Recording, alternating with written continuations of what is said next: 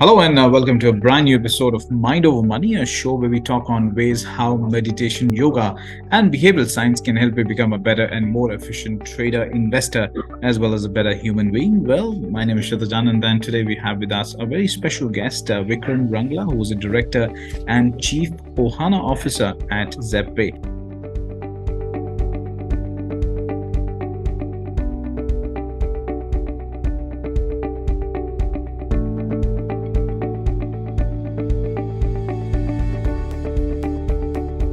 Welcome to the show, Vikram. Thank you very much. I've been watching these segments, these Mind Over Money segments, and I've become a real fan. I think you're doing a great thing for investors and just anybody. Thank you for being part of the show, Vikram. Well, you've been an award-winning professor of writing and communication. In fact, a market analyst, CMO, TEDx speaker as well as a health enthusiast. So we would love to know your daily routine to stay mentally fit. I'm a big fan of routines, and I think you are too, because you talk about it a lot in your segments. And they really are a way to, as you mentioned, I've had a varied career, kind of random in some ways. And you need certain habits to make sure you kind of stay centered and stay who you are throughout whatever changes are coming. So just off the top of my head, sometimes habits get so ingrained you forget that you're doing them. So I'm just trying to think through my day. I try to wake up every morning at 4:32. It's just a lucky number for me. And I use that quiet time. The first thing I do every day is I say 3 thank yous, kind of to the universe or the gods or however it is, just to get my mind in that center of gratitude. Because once you have gratitude, then you think differently about whatever other kinds of thinking you're going to do. And then I will write in my journal. I'll say some prayers. I try to run 1 daily mile, usually in the mornings, sometimes in the afternoons, but I try to fit that in during that time. And then I plan my day as well. So the writing in the journal is very important. And doing it all in that quiet time before the world starts to intrude, that I think makes a big difference. Other routines, since this year I've been going to the gym actually 6 days a week. I indulged, or I guess invested in a personal trainer now that I'm in Mumbai and I'm able to do this. It's Afzal Rangrez at Gym Spirit. He's actually a bona fide actual celebrity personal trainer. And so going to the gym is like never in my life. It's a bunch of actors and models and then, one 54-year-old crypto guy. But they're all really, those young guys are really supportive, and it's a fun atmosphere. And it's been really nice to make sure that, I can feel like my health is going to be with me, God willing, for a long time to come, so I can still look forward to the next 50 years and make plans for things and not have to say, oh, that sounds tiring or whatever it is. So that's there. Another thing is I used to not be vegetarian, but I've been vegetarian for the last few years. I think that helps. I try to eat a lot of vegetables and fruits. And mainly along with that, I've reduced, almost eliminated sugar. And that's been a big help. Sugar, I think we underestimate just how much excess sugar can do, not just physically. I mean, obviously, epidemic almost in the U.S., in this country, type 2 diabetes, especially among children, but it also affects mental health. Very big way. You can do all these other things. You can meditate, do yoga, and all that. But if you're eating a lot of sugar, it's affecting your brain even more than your body. So that has been a big help, I'd say. So other than that, I have little habits. Since we're talking about finances, I learned that it's a good habit to check your net worth every day. Okay. Whether your net worth is $100 or $100 million, you just check in, make sure your spending is, what you thought it was, nothing, on your credit card or anything like that. Right. But this way also, it's like checking in the markets. The more you get used to it as a daily thing, the less you get shocked by it.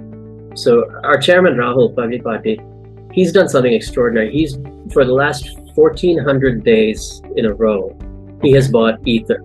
Is 1 Ether every day, and lately it's very expensive, so he buys like 0.1 ETH.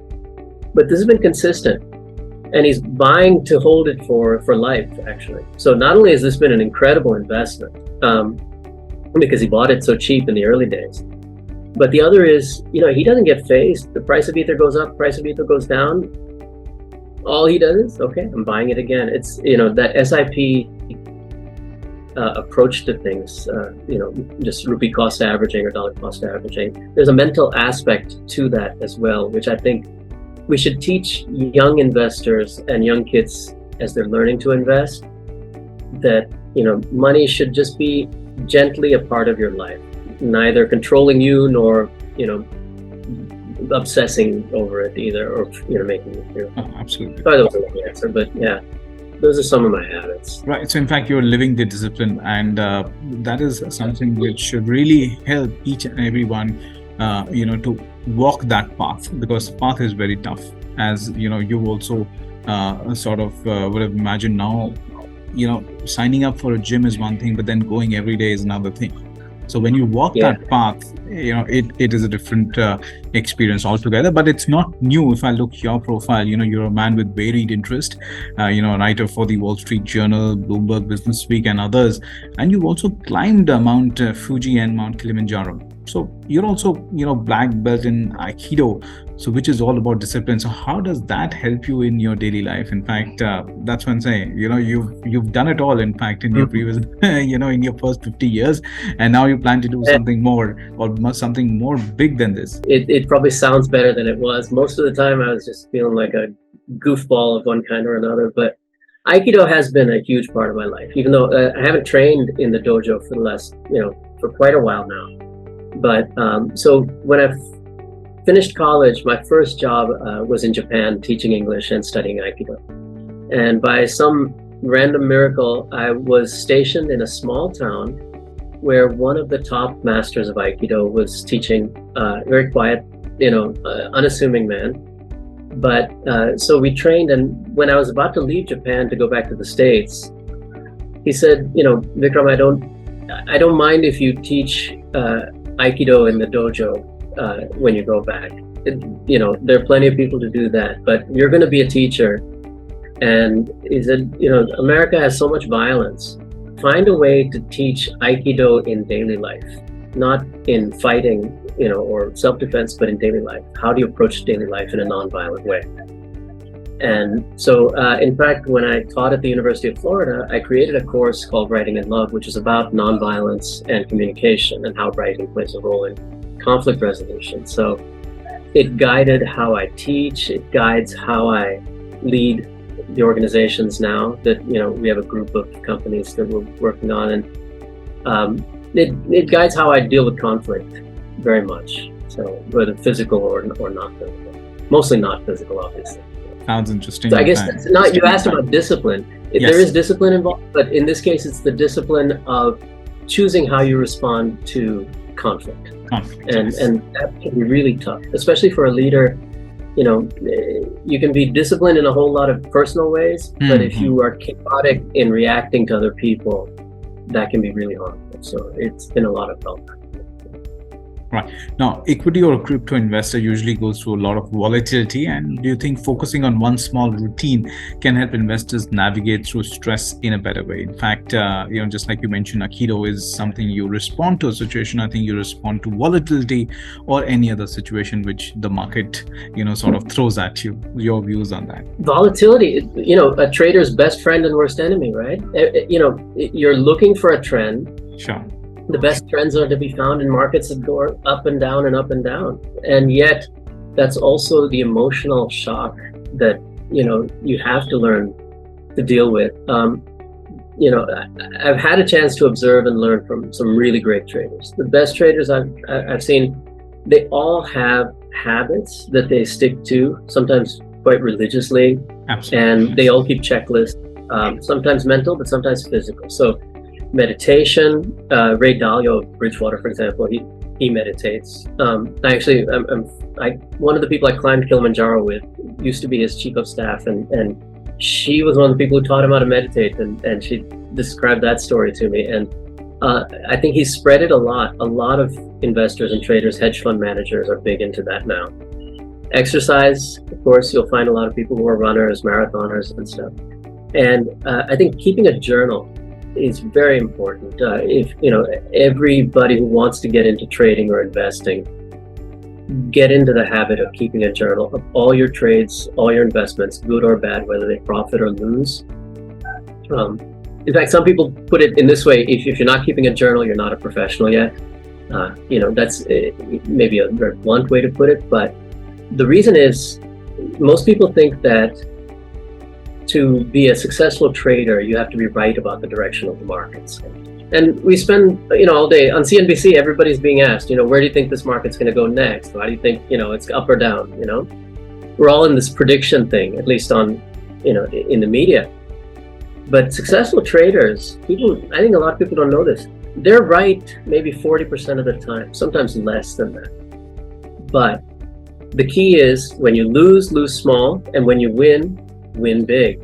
And so your win to loss ratio, that's the actual mathematical number that you need to worry about, not how right or wrong you are.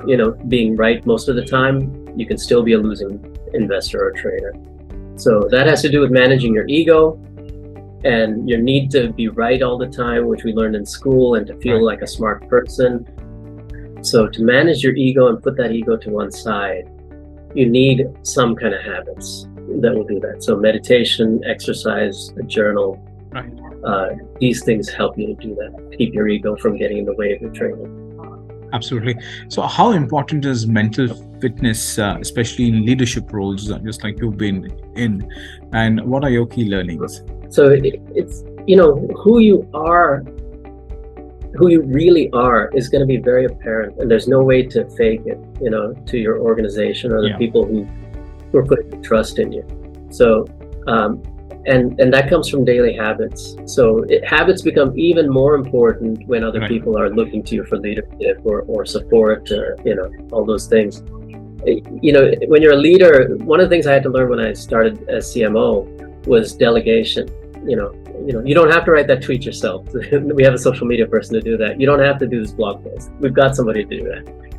And so you can delegate a lot of stuff to people who are actually smarter than you are, right? And that's another ego thing. You have to admit that, actually my whole team is smarter than I am. And that's a good thing. That's a sign of a good leader when you're hiring people and who are smarter than you are. But the one thing you can't delegate is the quality of empathy you bring, the kindness you bring, who you are to them, what you mean to them. When they're in trouble, do they trust that they can come to you and say, hey, I just screwed up, and know that you're going to say, you know what, everybody screws up. Today was your day, tomorrow will be mine, but how can we learn from this? How can we move forward?